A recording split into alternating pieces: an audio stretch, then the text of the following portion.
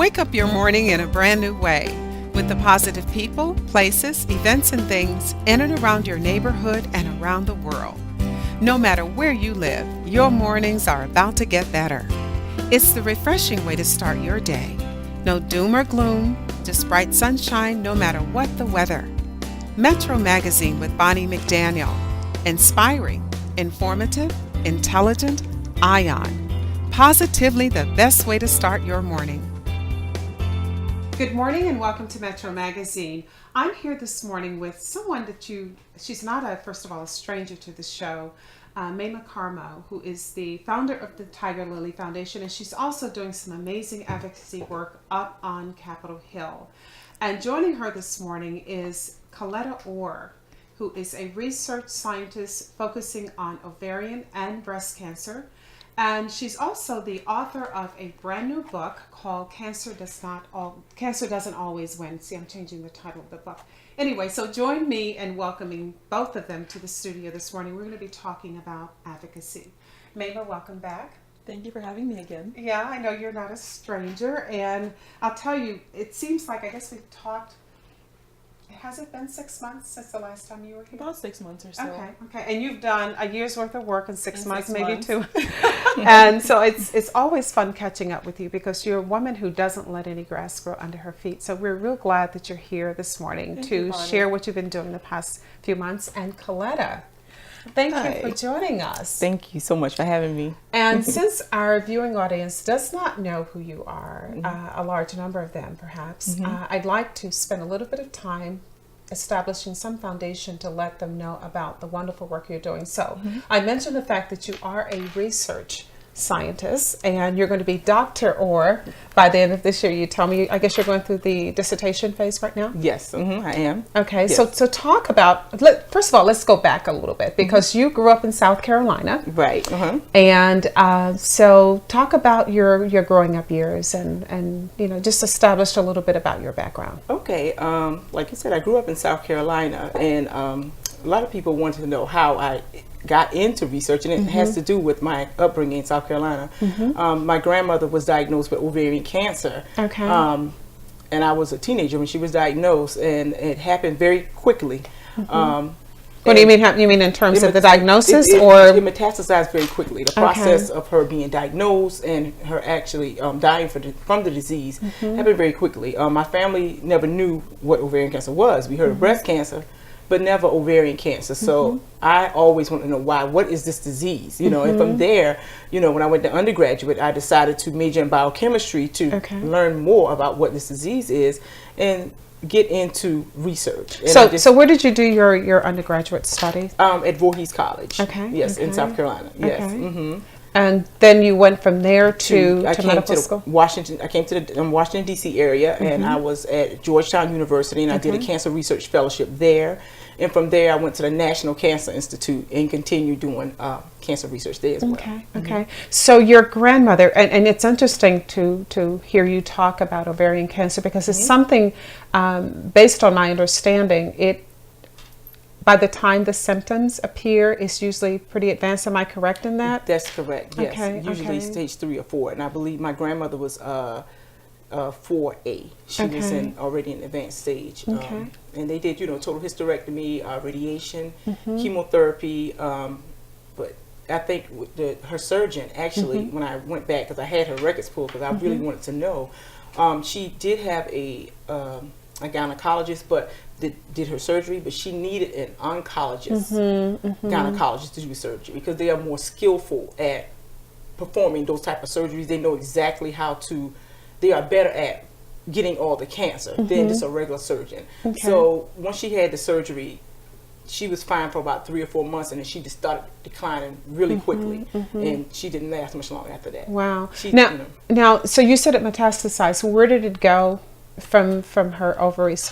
Where did it advance to? Yes, it went from her ovaries to her liver to her lungs, and it just kind of went down from there. Right. Okay. Now, Mayma, I know you guys were talking off camera about the connection between ovarian and breast cancer, which is one of the main reasons I wanted these ladies here. First of all, this is a battle that it takes all hands on deck.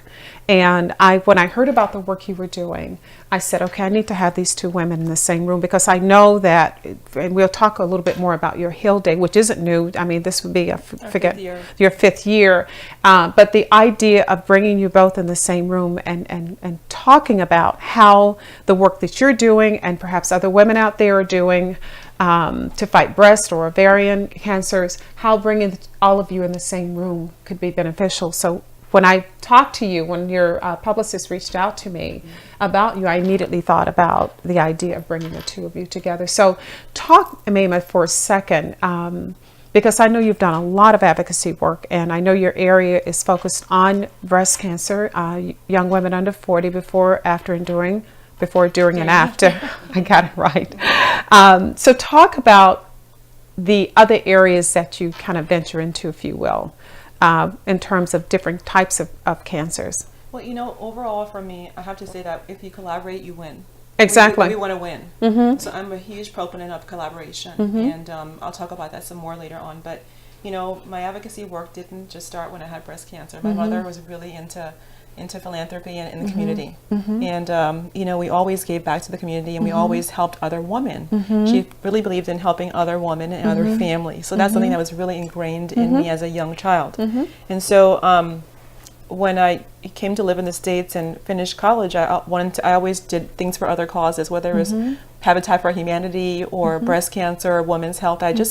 We have to do that. It's just kind of how my makeup is. Exactly. And so, you know, when I got diagnosed with breast cancer, initially there was that shock of, oh my God, I have breast cancer, and I sunk into this deep depression. But after a while, I'm like, I don't have time for this. Ain't nobody got time for all that. I got to get back. And literally within a matter of months, I began Tiger Lily while I was going through breast cancer through chemotherapy treatment. And people say, why would you begin a cancer organization while in treatment? I'm like, I don't have time to waste. While I'm waiting to get better, somebody's getting diagnosed too late because I didn't speak up, and someone's dying because I didn't tell my story. The way I see it, if we don't use our voices and advocate, somebody's going to not get the information they need to get. Someone's not going to ask their doctor the right questions soon enough, and somebody could die. So to me, advocacy is really, really huge, and is also really important to me to get young women, young girls, like my daughter who's now 13, you know, to be aware of their power, you know, because it never for one second occurred to me that, you know, Tiger Lily would have grown to be where it was. But you know, in a sense, when I had the vision, I didn't have an ending for it. I knew that it was going to grow. And I knew that the power I have as an individual to make a difference would only ripple. And people need to understand that, you know, if each of us uses our voice, whether it's within breast cancer or you know, women's health, OBGYN, whatever it is, domestic violence, that ripple effect of goodwill, of strength and conviction in our own talents and gifts, it grows. And so I've now gotten into other causes for women's health and women's advocacy since, you know, my diagnosis and beginning. So Coletta, I'm very honest. I did not have an opportunity to read your book. I do like the title. So talk about what led you to write this book. We've touched on your educational background. Talk about your personal journey to getting to this. To getting to the book specifically, because I decided to write the book because I have been at the bench doing research for about a little over 15 years. So I wanted to do something more in the community. I wanted to be able to communicate what I have learned all these years about research and about how cancer enters the body. I want to be able to communicate that to the community. So what better way to do it than write a book in layman's terms, something that a resource that women can just pick up and grab and do daily tangible things to reduce their risk for developing these diseases. Okay, and the subtitle I did not mention is A Comprehensive Guide to Beating Breast and Ovarian Cancer. So talk about, I'll go down a list of things. Talk about diet. Diet is very important. Okay. What are some of the things women should be very conscious in terms of things that they eat every day, that they drink every day? Talk about that and what your research has determined. Processed foods. Processed foods are very bad. It actually increases your risk for developing breast and ovarian cancer. And then also alcohol consumption. Alcohol is good for decreasing the heart disease, but if you drink too much alcohol, it increases the risk of breast cancer. So you have to also look at the intake of the alcohol that you are drinking. So a lot of women, it's like, I'm just going to have a glass of wine a day. Is that too much? Right. No, a glass of wine is fine. I think one glass is like the limit. Not a bottle. Right, not a bottle. Right. And anything beyond that will, I think, 2 glasses or more will increase your risk by, I believe, per day by like 30% per day. What is it in the alcohol that does that? Have you been able to determine that through your research? It increases, I think, the estrogen level somehow. The estrogen, and estrogen, of course, fuels cancer risk. Okay. That's what it does. So that's one reason why you should stay away from alcohol. So processed foods, alcohol. What about sugar? Yes, refined sugar, like white sugar, is bad almost for any type of cancer, but specifically for breast and ovarian cancer. Sugar it increases the risk also as well. May I ask, what about dairy products? Dairy products. Yes, dairy products are full of hormones. Like cow milk, they have tons of hormones in it. It's unlike, like for women that breastfeed, if the milk is like clean, from the mother, cow's milk is full of hormones. And when you intake those dairy products, you're putting those hormones in your body, which in turns fuels estrogen and every other, hormones that make it out of control. It's interesting because I guess maybe about 10 years ago, I was doing my monthly breast exam.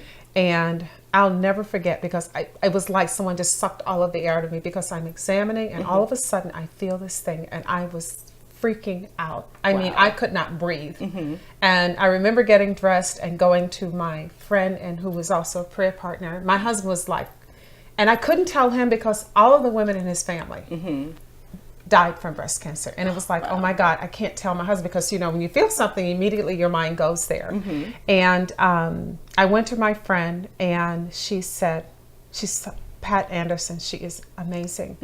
And she said, can I touch? And she touched, and she says, okay, this is moving. It feels like it's, maybe something different. And so anyway, she went for me to go get the mammogram and the sonogram, and found out it was a cyst. It was filled with water. So what do they call it? Fibrocystic breast. And it's interesting. So I'm very aware and very in tune with what I put in my body and how my body responds. Interestingly enough, caffeine. And I stopped eating chicken because I didn't eat meat for like forever.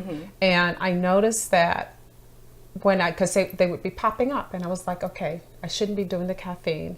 And I noticed that when I stopped eating chicken, and I know that they have chicken that, it's not processed with hormones, but at the time I wasn't really paying attention to that. When I stopped eating the chicken, it completely went away. In terms of, because they would, they hurt when they fill with the fluid, and I would have to go and get them aspirated and go through all these changes and getting, tests and whatnot. Right. But going back to what you said about dairy products, now it's interesting that you say that, because if you think about how modern women feed their babies, they give them calf's milk. And you're introducing those hormones into your children. And this is not against dairy farmers or anything. I'm just telling you what is based upon your research, what seems to be fact. Yes, Talk about milk and how, I mean, I breastfed both my children because I wanted to give them a good start. Right. But talk about the decision-making process, if you will, for a mom. Yeah, well, like you mentioned, it is the best milk for young children. And as well, it's beneficial for the mom. It also reduces your risk for developing breast cancer. It reduces your risk for developing ovarian cancer. Because you hear that, moms? Yeah. There's another reason for you to maybe think about breastfeeding that baby, and it cuts down on your, the amount of money you have to spend. It's free milk. Absolutely, absolutely. So I think a lot of women. I had to do a talk at a conference a few months ago, and we had this conversation about women and breastfeeding, and a lot of women said that had they known that, some women are skittish about breastfeeding for whatever reason, and several moms said that they had this information, they would have pursued it. They knew that it was going to help them and the baby. It would have just like maybe pushed forward and move forward with breastfeeding. So yes, it can reduce the risk. I mean, when you're breastfeeding, it controls your ovulation. So, you know, the less ovulation you're doing, the less ovulation you do over your lifetime, it reduces your risk of ovarian cancer. The more children you have when you're not ovulating, it's like your ovaries are in a resting state. Ah, interesting. Yeah, they're in a resting state. So it's good. Anytime your ovaries can rest, that's good. You know, if young girls start puberty, they go and start menstruation at say 8 or 9 years old. That's a long time, from 8 to say 55, to have a monthly cycle. Have you also in the work that you've been doing? That's an interesting conversation. I'm so glad you mentioned, because that's one of the reasons why our work centers are on young women, young girls. Because imagine, there have been studies that have shown that there are babies who are born newborn with over 250 chemicals in the mother's blood cord, in the baby's blood, like when it's born. So imagine the mother's drinking dairy and she's ingesting all these toxic chemicals in, you know, processed meats and salamis, those kind of things. And then she gives birth to this baby who's already born predisposed to disease, right? And then the young girls who are having puberty earlier. I mean, my daughter. What is causing that? If I can interrupt you for a second. It's the diet, I'm thinking. It's diet. Yeah. It relates back to diet. Because I mean, you see 8-year-old girls and they are like fully developed, and I'm thinking, yikes, I was it's too early. 15 and I was like, are you going to show up? I know, right. Because there was nothing My there. daughter has friends of hers in the neighborhood who, these little girls were getting they're menstruating at 8, 9, 10 years old. Yeah. I mean, personally, There's something I was up around with that. 12, 13, not I was like 10. 13. Yeah, I was 13 when yeah. when I got my first period. Sorry guys, I know you all are watching, but TMI.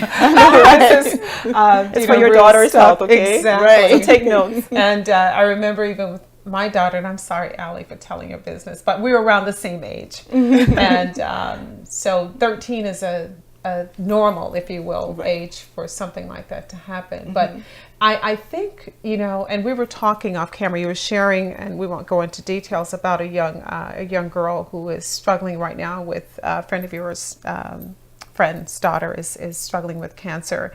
And you wonder, how does something like that happen? And for me, I'm always looking, if there is an effect, I'm always looking for the cause. There's something, and that's the thing that I want, another reason why I want to do this show. I want you women out there, and you men, to pay attention, number one, to what you're eating, how you're moving, and also the environment that you, because I believe there's a connection, because there seems to be so much cancer. Yes.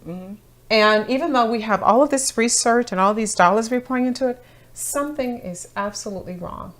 So I'm sorry. You know what? We're going to take a quick break, because I know they probably need a sip of tea, and so do I. We're going to take a quick break and come right back with more Metro Magazine. We don't have to tell you that you've got a lot to be thankful for and a lot to look forward to. It's hard to imagine how much you could lose if you lost just one thing, your sight. Before you notice, you may be in very serious trouble, because once you lose your vision to glaucoma, it's gone forever. Groups at high risk for glaucoma include African Americans and Hispanics over the age of 40, those with a family history of glaucoma, people with diabetes, and anyone over age 50. The only way to detect glaucoma before your sight starts disappearing is with a dilated eye exam. A dilated eye exam is a simple, painless test that can detect early signs of glaucoma and other eye diseases. Call your eye doctor today to schedule a dilated eye exam. After all, you have a lot to look forward to. Get a dilated eye exam before glaucoma gets you. Get the facts. Visit preventblindness.org/glaucoma. If you're just joining us, we're here with Mayma Karma, who is the founder of the Tiger Lily Foundation, and also Coletta Orr, who has written a brand new book called Cancer Doesn't Always Win. And she's also a research scientist focusing on ovarian and breast cancer.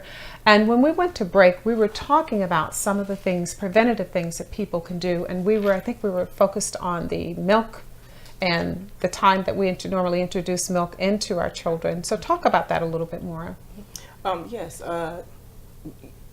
introducing children to milk is a bad habit if it's not breast milk. It's not a good idea to give children cow milk that's infused with mucus and hormones and other precancerous agents into the body, because when doing that, it causes young girls to enter puberty early. Okay. It's one of the things that can cause girls to enter puberty early.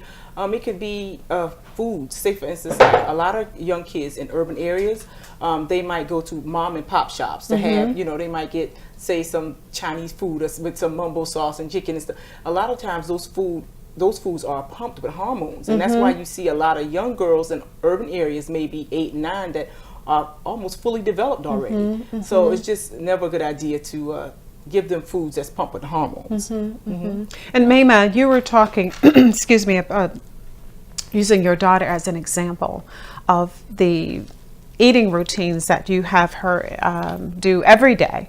So talk about that a little bit. Maybe share, there's some moms out there who maybe are listening to this and want to know, what can I do to make my, give my daughter a better chance. Yeah. Well, when I got breast cancer, I was pumped with chemicals to cure the cancer. So I had thought about the fact that I'm being treated for this chronic disease. What about treating people before they got sick? Right. Which is prevention. How do you do that? It's by what you're putting in your body to heal your cells, to detox from toxins. And so I began to experiment with myself and look at what I was eating, what I was drinking, how I was detoxing, and I began doing wheatgrass in the morning with acai berry, like a smoothie, a green smoothie, eliminating processed foods, drinking a gallon of water a day, which I still do every day. Water is very, very it's so good. good for you. Yeah. Going to I go to these little sweat areas where I just sweat, not a sweat lodge, but like a bathhouse where you can just sweat out toxins, doing colonic and things like that. And so I began to tell my daughter about the importance of, managing her stress levels. Kids get stressed out with school, things like that. But we began juicing together, doing yoga together, running together. And I'll tell you, Bonnie, she maybe gets sick if once every other year. Since she was 3 or 4 years old, she does not get sick. Because I'm looking at her body and looking at how to give her, how do I fuel this engine that will heal itself? Yeah, you're trying to give her a leg up, basically. Right, and so we don't drink any milk at all in my house. We eat a lot of broccoli, a lot of kale, a lot of spinach. We just things that are healthy for you. Our average meal is, fish or chicken with some vegetable. We very rarely eat white processed food at all, and we drink juices and waters. More green juices and less sugary juices. And looking at her, she's a picture of health, and she's a beautiful young woman. I want other girls to have the example, because being in the cancer field, I had to understand we want to be able to help women who are sick, but how do I help these young women to not get sick? And those who are healthy, how do you keep them from prevent cancer and other Exactly. diseases like ovarian and other things? And so, I talk to Noelle about her choices. Sometimes she's like, "Mommy, I just want a snack, for goodness sakes." So I'm like, "Okay, I bought you some Oreos, some Cheetos, and eat them up." And then she'll say, "I don't feel too good. I shouldn't eat." And that's when your body does that, when it's it's telling too you. much. And you mentioned one thing, and I also want to talk about that, because you're talking about different ways of eliminating toxins from your body. One of the other things I did with my kids, and even though my daughter's an adult right now, we still have these conversations. As a matter of fact, I just had a conversation with her, because when she was at home, I had this, we were really into the healthy eating and all of that. And of course, she's on her own now. And I said, I want you to pay attention to what you're consuming, and make sure that you're getting ample rest. But the other thing that you mentioned was, you mentioned the fact that colonics is something you do. And again, this is a show we're talking about prevention, so we're going to get kind of graphic, but going to the bathroom on a regular basis, not once a week, not 3 times a week, not even 5 times a week, every time you eat. And I think I talked about this before, and I recognized this when I went to a spa. I went to Miraval Spa one year, and we were doing a mother-daughter thing that I'm going to talk to you more about.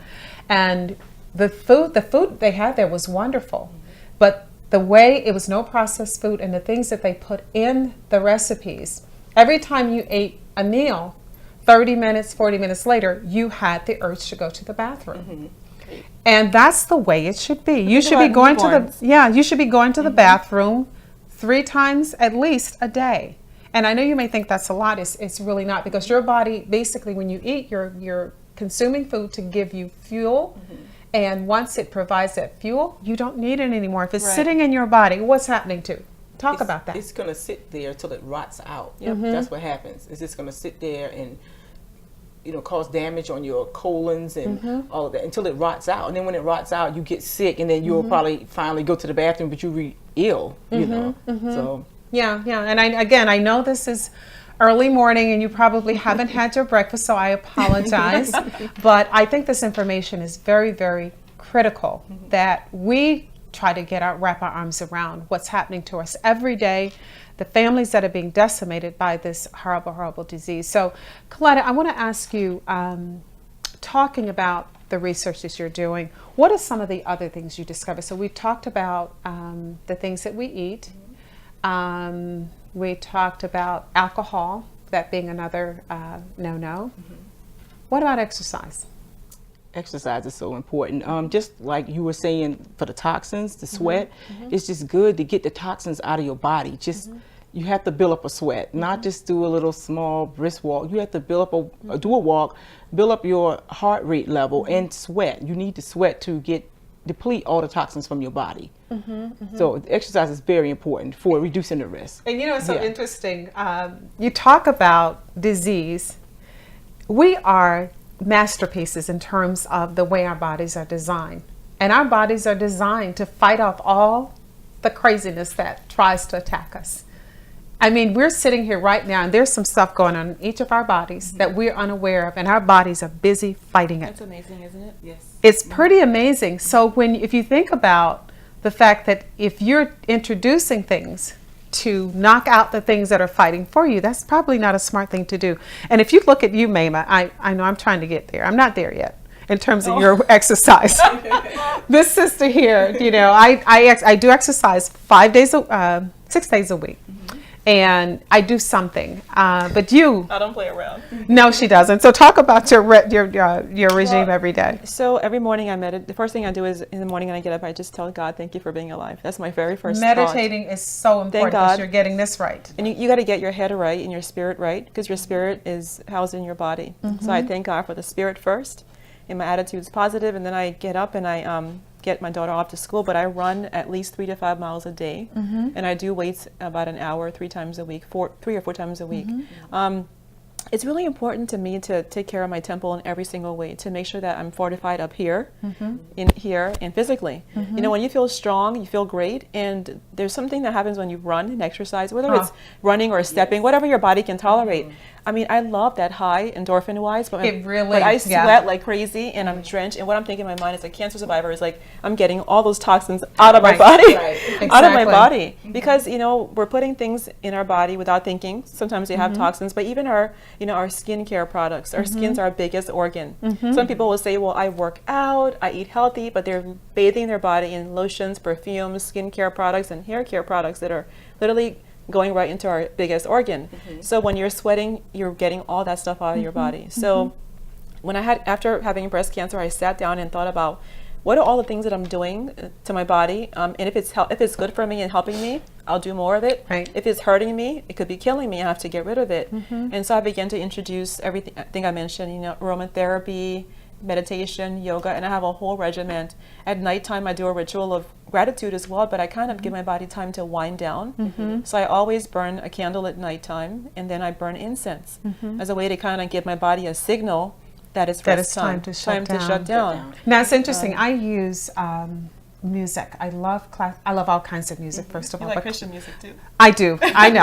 WGTS, I love you. I listen to that most of the day. But put it on right now. No, that music is just it's really saved me many, many times. Wow. But I love classical music, and classical music for me is like incense to you, I guess, because there's something very soothing about music. I love all kind of music, and so at night I will normally play classical music because I want my body to wind down and literally signal that it's time for you to go into a resting state.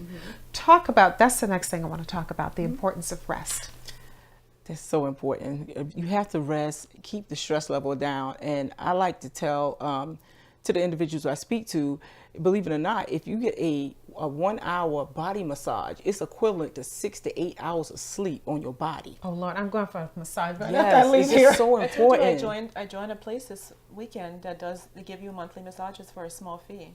Wow, I doubt that Oh, is yeah. one thing my girlfriend tells me all the time. Mickey, she says, "Oh, girl, I'm going to get my massage." I'm like, Yes. "Mickey, I don't have time to do it. This is expensive." She Yeah. goes, "Honey, you cannot afford not Yes. to do this," because she really does swear by it. And I think with my Type A personality, and I'm working on it, y'all.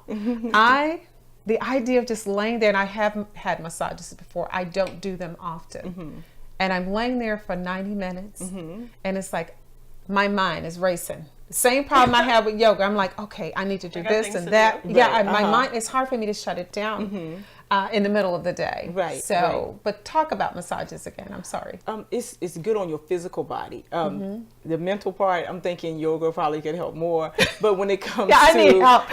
when it comes to your physical body and the stress on your physical body, it's just like giving your body 6 to 8 hours of sleep. You know, so it's just when you can't, if you're a busy working mom like most of us are, you have to find ways to be able to give your body the rest that it needs. I mean, you get to exercise, you have to give your body what it needs. You have to tend to your body. It's so necessary, because when you don't, it just invites these diseases. It's just so much easier to develop breast cancer or ovarian cancer when when you're stressed out all the time. You know, it's many women that I've met. Coletta, so when your body's stressed, it produces large amounts of cortisol, right? Correct. And unless you get massages, maybe, and have your body, because sometimes I don't even know I'm stressed out. I'm just used to being on the go. Right. Yeah. But when I'm forced to lay on the bed and I can start breathing, the body does release the cortisol through massage, for one. Right. But also the breathing is important, right? Just to stop and breathe, because water is a really important part of the body, and breathing to get the water flowing and get the body to be de-stressed. So I think, Oh, I'm sorry. no, No, I was about to say, was you know what done. I find myself doing a lot of times? You talked about breathing. I don't know what it is. I unconsciously hold my breath. And I have no idea why I'm doing that. And I'm like, okay, Bonnie, you need to breathe. And so I force myself to do it. And it's not, maybe not holding my breath as opposed to me not breathing, taking in Properly. nice, deep, being very deliberate in terms of my breathing. And I'm having to try to teach myself to do that more often. And I think it's because I am running all the time and my brain is racing all the time about what I need to do next. But so we talked about, oh my gosh, we got a lot of work to do, don't we? Right. So what else is there that we need to be aware of? Okay. Eating, keeping your stress level down. Also, you need to have knowledge. You need to know your family history. You need to know. Talk about Yeah. that, because that's something, especially in African American families. I remembered when this thing happened with me getting the fibrocystic breast. All of a sudden, all kind of radar went off. I mean, alarms went off. I'm like, oh my gosh, has anyone in my family died from, my direct link suffered with breast cancer? Because now I'm not just thinking about myself, I'm thinking about my daughter. Right. Because it normally goes through the mom. And so I remembered thinking, oh my gosh, I think my great aunt, Dessa had breast cancer. Nobody talked about it. It was like this disease that nobody wanted. It was like, shameful. Right. I don't know what she did, but whatever, she did, she lived to be 90 something years old. But I remember her, the family talking about her having had it when she was younger. She survived it. So, okay, what was it that she did that made her to be able to survive breast cancer, especially, given her age and given the fact that they didn't have all of the stuff that they have now? What does she do? And I didn't have any of those answers. So talk about history and being able to talk to people about this in your family, why that's important. It's very important to be able to talk to your family, because like I said, with my maternal grandmother having ovarian cancer, it wasn't until after she passed away and I started doing research that I realized that her mother had breast cancer. So her mother passed her the genetic link. She had a genetic link from her mom. So I had to make sure at that point, I'm like, oh my goodness, I need to get my mom tested, to see if she has any genetic mutations. And I did, and she's not positive for BRCA or BRCA1 or BRCA2. So that makes me automatically negative. So I didn't have myself tested. But I think it's important. I think it's a lot of times many people don't know how to have that conversation with their families. I think like during the holidays, doing family reunions, it's a great time to bring Do up that family what history. happened to Aunt so and so, or on your dad's side, on your mom's side, because his history is just as important as hers. So it's very important for you to have this information so you and your primary care physician can manage your health better. That's how I manage my health, because even for me, I don't know, I started gaining, I was even like more, slimmer than what I am now. I was like really skinny at one point. When I started gaining weight, I started gaining weight in my abdomen. I didn't know what was wrong, because I know I have a family history of ovarian cancer.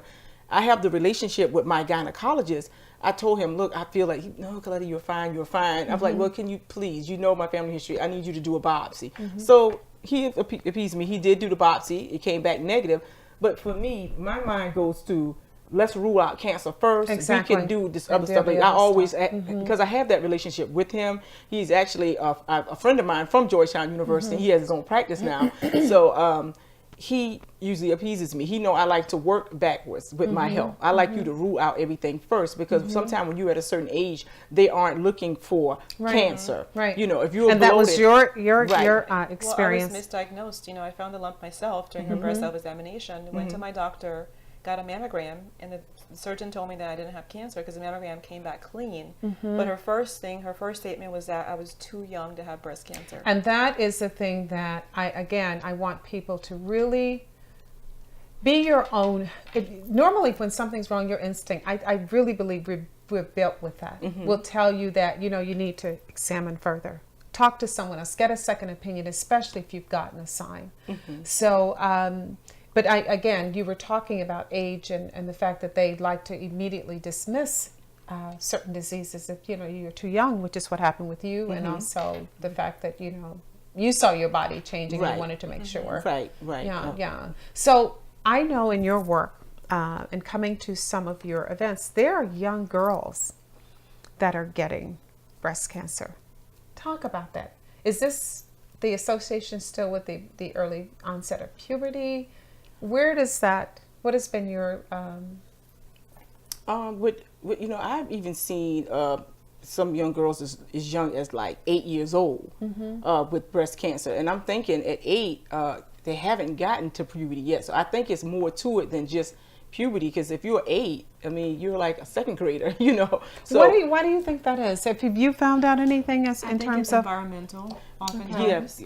Yeah, that's I haven't actually did specific research on that topic specifically, but I would have to agree. I would think it would be environmental, because they haven't really went through puberty at that point. So talk about environmental. What are some of the environmental things that people should be looking at in terms of, is it the air that's being breathed in the house? What is it? I think it could be chemicals and, just containers you use. You heat stuff up in the microwave. When you heat a certain container up in the microwave, the fumes they just like release the fumes in your food that you eat. And a lot of people, we live in a microwave society. Everything Tupperware. And the thing is, I remember when my daughter was born and my sister came to visit, and she was like, you don't have a microwave. And I'm like, I don't think I want a microwave. It took me the longest time. I think I got a microwave because someone gave it to me as a gift.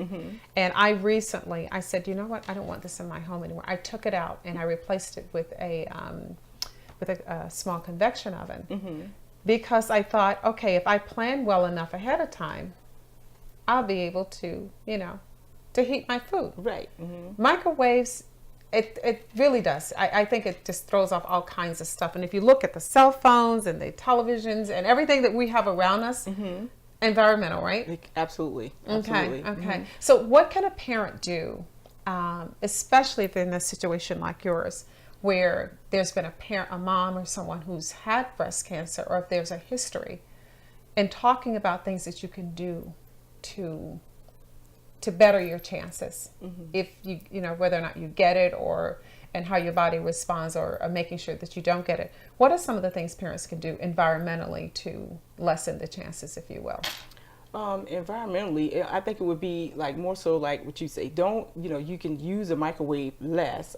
It's a lot of stuff in your cleaning products that you use. When you're maybe mopping your floor, you putting all these different solutions in the water, and it's just like, have you ever went to someone's house before and they was cleaning, and it's like when you walk in the door, it just almost take your breath away. Pine salt gives me like, Right. and Windex give me like crazy headaches, and I don't know what that's about. But Right, yeah, I can't use any of that in my home. Right, and then when you inhale all these things, it impacts your body. You don't think about it, but it does. So you would want to try to use like it's less non-toxic. I usually like when I go to the grocery store or wherever I buy my products from, I always read my cleaning product. And I want to see what what items are in this Vinegar and water.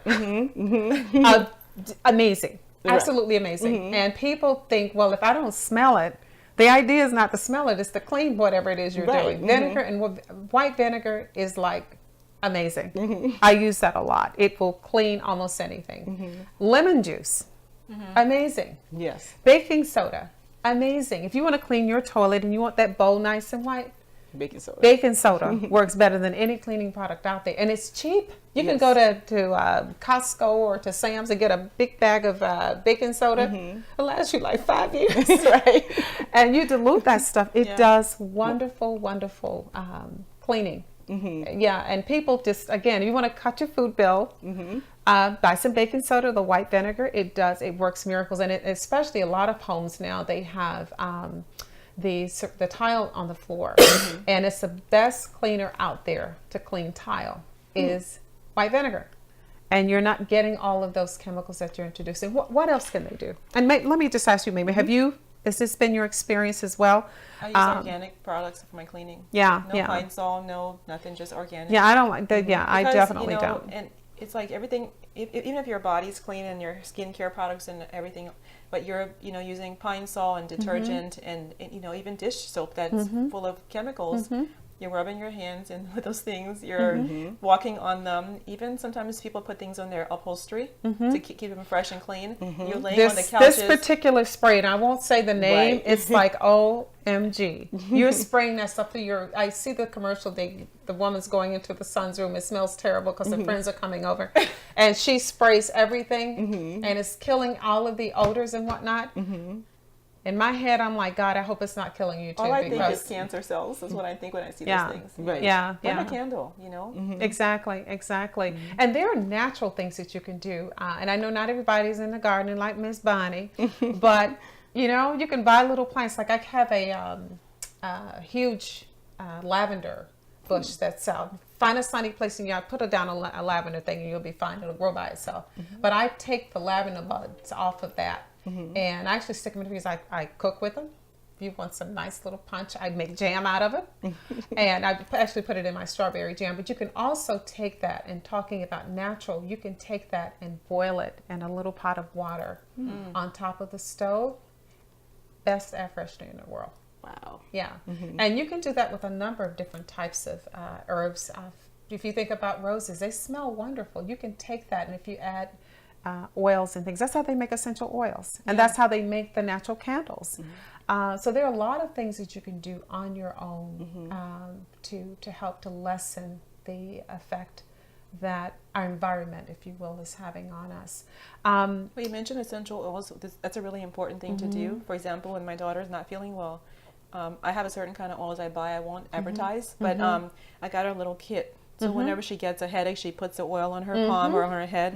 When she gets, when she has water in her ears, when she's swimming, she uses the oils. At bedtime, she puts them on her pillow. I believe in essential oils. What, it helps to soothe you. What, I don't want to give her aspirin or something else. I just give her the oils, and she's used them on her own. She's great with them. But also to kind of de-stress, stress is a huge factor in terms of cancer and body being unwell and diseased. So I think when introducing these things to kids early on, especially young women, young girls and boys, you want to give these young people a toolkit, right? Because we're talking about, eating, exercise. It's a lot of stuff. But if you start talking about this at 3, at 4, at 5, at 6, it becomes natural. So like when you and I are talking and you ask me, what do I do? And I give you a list, you're like, oh my God, there's a lot of stuff. But I began this journey 10 years ago. Began to, wane in different things. So now it's like in nature. So imagine teaching a young girl who's 5 to to do yoga, and to drink a lot of water, to be aware of her skincare and what she's eating and microwaving, I think what would happen is we might see less cancer. And I really there's other believe- diseases as well. I really So- believe and that. that's one of the things we focus to do on with Tiger Lily, is to help create more healthy, happy young advocates who know their body and speak up for their health. You know, I remember talking about teaching your daughters how to de-stress and do other things to care for, because we live in a society, in a world where there's a lot of stressful things around us every day. And I remember when my daughter was in college, we had tea time. Well, we always did tea after, when she was at home. We would go to tea after I would pick her up from school. We had a little shop, we'd go and have tea. But I remember when she was in college, we would have tea twice a week, and we would do it over the phone because she wasn't at home.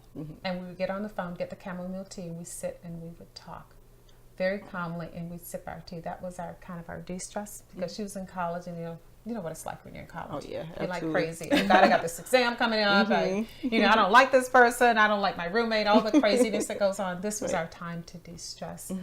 So I really, really applaud you for doing that for your daughter, because it's very, very important. I didn't ask you, do you have children? Yes, I do. I have a 6-year-old son. Oh my gosh, Yeah. fun times ahead. Yes.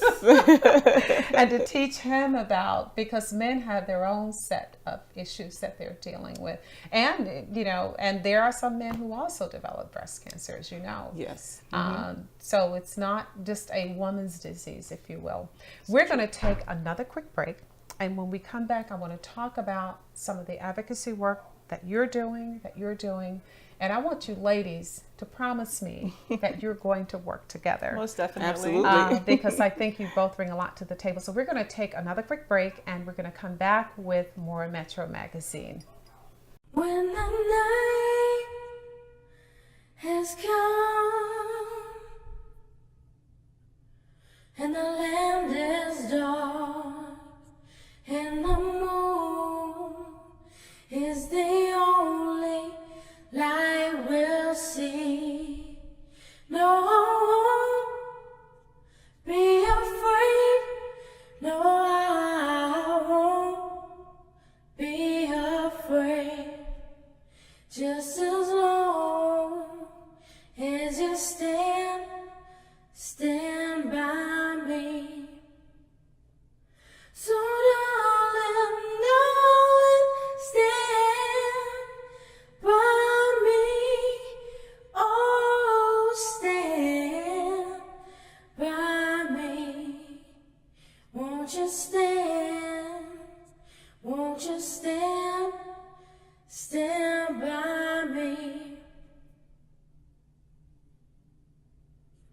If the sky that we look upon should tumble and fall, all the mountains should crumble to the sea, I won't cry, I won't cry, no, I won't shed a tear, just as long as you stand by me. And darling, stand by me. Oh, stand by me.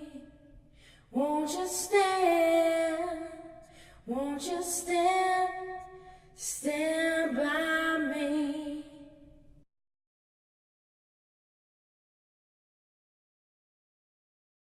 When the night has come and the land is dark and the moon is the only. You know, we were talking about off camera, and we can kind of let people peek in on, listen in on the conversation. You were talking about the kinds of foods that you make for your son, and you, I know, cook a lot for Miss Thing. Yes. So, but that's important when you get them in the mindset that this is what food tastes like. And just a quick story, you know that I had my niece here last year, Yeah. and Loved her. and she's coming back this year. Lord help me. But the idea of, I get up in the morning. It's like we do oatmeal. I did the same thing with my children now. The cereal with all the sugar and stuff in it. My kids didn't know what My son was so gullible. I'm sorry, but he thought raisins. I would keep a little bag of raisins and nuts and things in the door of the refrigerator. So he was a little guy. That was his treat, and he did not drink Kool-Aid until 1 year we went home to my family. And my best friend, who I have not forgiven you to this day, she said to him, would you like some Kool-Aid? And he's like, what is that? She's like, your mama's never given you Kool-Aid. And he's like, I don't know what that is. And she gave him Kool-Aid for the first time. He was probably about 8 years old. Did he like bounce off the walls? Yeah. And I told her, don't you ever give my kid stuff like that before. If you're going to drink something sweet, get pure, juice. So I really applaud you because you say you cook for your son, and I know you cook for Noe. It's so important because you get them in the habit. And I think a lot of people like junk because they don't know what real food tastes like. Absolutely. And if you know what real food tastes like and you eat junk, it's like all these alarms go off like, what the heck is this? Your body really does, your mind and everything responds very differently to that. So I applaud both of you ladies. Thank you. For teaching your children very young the importance of eating what's good. And I got mine because my grandfather was a farmer, and my grandmother, so I lived with them when I was little. So I grew up eating, if you wanted vegetables, you went out in the yard, and I continued that in my adulthood. I always keep a garden, and because I want to put good things in this vessel, because I have a lot of stuff to do. Yes. Right. So let's talk about advocacy, and we're going to start off with you, Coletta. Advocacy. I think it's important that we help the community. I have my reasons for being breast and ovarian health conscious, because I have a family history. But for people who don't have a family history, I like to be that voice, that person to excite them about their breast health and their ovarian health. So in my company, what I do, I educate women about not only the genetic link between the two diseases, but the diseases individually, about what you can do to prevent these diseases. Like my book said, cancer doesn't always win. It's no guarantee that you won't get diagnosed with this disease, but it's things that you can do to reduce your risk. And that's what I do in my organization. I do things in the community. What's the name of your company, by the way? It's Coletta Orton Associates. Okay. Coletta Orton Associates. Yeah. I love that. I love that. And as I said, I'm going to, Mama knows me. One of the things that I do and have always done is I'm always involved in trying to help someone do their work. And that's one of the things that I love about the platform I have here at the TV station at ION is the fact that I can use this platform to give voice to the amazing work that women like yourself, that people are doing in the community. So Miss Mama, let's talk about Tiger Lily, because darling, you are a woman on steroids as it comes to the movement. Natural wheatgrass. steroids. Yes. Talk about, I know you have this new initiative that you're doing, metastatic breast cancer. Talk about that. So, well, it's so important to use your voice and never underestimate the power of your voice, whatever situation you're in. Whether you're a well woman or a woman who's not, use that situation for good. That's one of my firmest beliefs. And so, having begun Tiger Lily, our focus is on women who are under 45 years old living with breast cancer. And we get breast cancer less often, but we are diagnosed oftentimes at later stages with more aggressive breast cancers. So we're an underrepresented population as a whole. Within that population, there are women who are even more underrepresented because they're metastatic. Everybody wants to talk to people what metastatic. Tell them what metastatic is. It means the breast cancer has spread outside the breast area, maybe got into your bloodstream. So it's left the localized the breast and it's gone into other parts of your body. They could metastasize to your lungs, your brain, your liver, and bones and so forth. So within the breast cancer. Young women in breast cancer space, which we still want attention and we need funding and we need to get women support. There are girls who are metastatic who pretty much they're going to die of breast cancer at some point within the next 5, 10 or so years. They don't live generally between 5 or 10 years as an average type lifespan.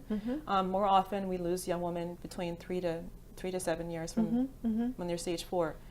But the problem is people want to see survivor stories. You want my story because you said, and people say, you're strong, you're fearless, you're a survivor. It's a feel-good story. But what about the girls who are living until they're dying? Who's looking at them? What is their legacy they want to leave? How do they live a lifestyle where they're positive and hopeful while they're preparing to die? How do they date? Tell their kids about their impending.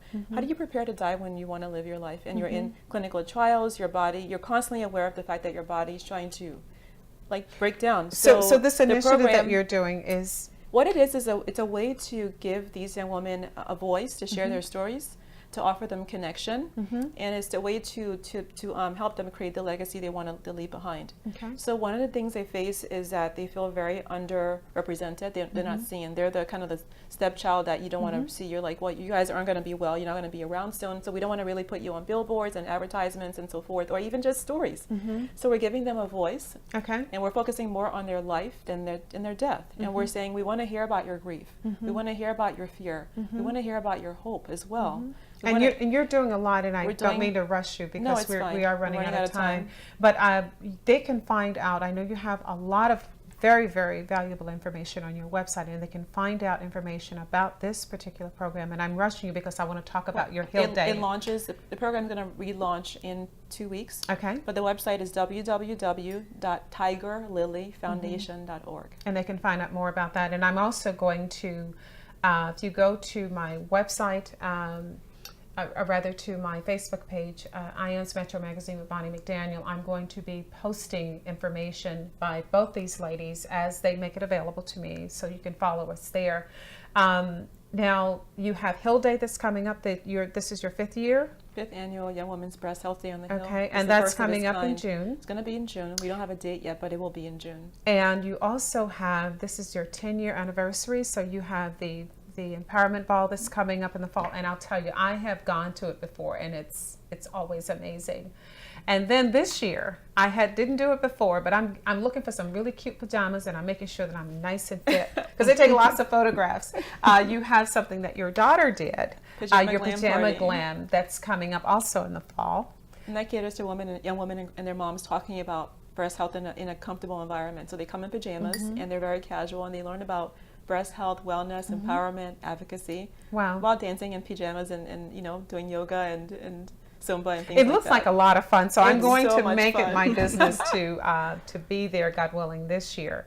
And of course, anything I can do to support you. I know I have 1,000,001 things on my plate, but if nothing more than to provide this platform, because we do have a lot of people who watch the show, and this is one of the shows that I'm sure will be shown around the country to let people know about the amazing work you're doing. So if you would mind looking into that camera to tell people how to get in touch with you, that would be great. Yeah, you can find out more about me on my website. Is ColettaOrr.com. It's COLLETTAORR.com. I'm on Instagram. It's Coletta Orr, Twitter, and Facebook. You can find more about me there. And we'd love to hear from some of you out there who are also doing this kind of work. We'd love to hear your stories. Reach out to us and we'll either have you here on the show or connect you with these amazing ladies, because I believe that if you have all hands on deck, you stand a better chance of impacting this horrible, horrible disease. And that's going to wrap it up for us once again here on Metro Magazine. I know you could have been any place on the planet, but the fact that you decided to spend your mornings with us, I want you to know that I am truly, truly grateful. You have a great week, and I will see you on the flip side.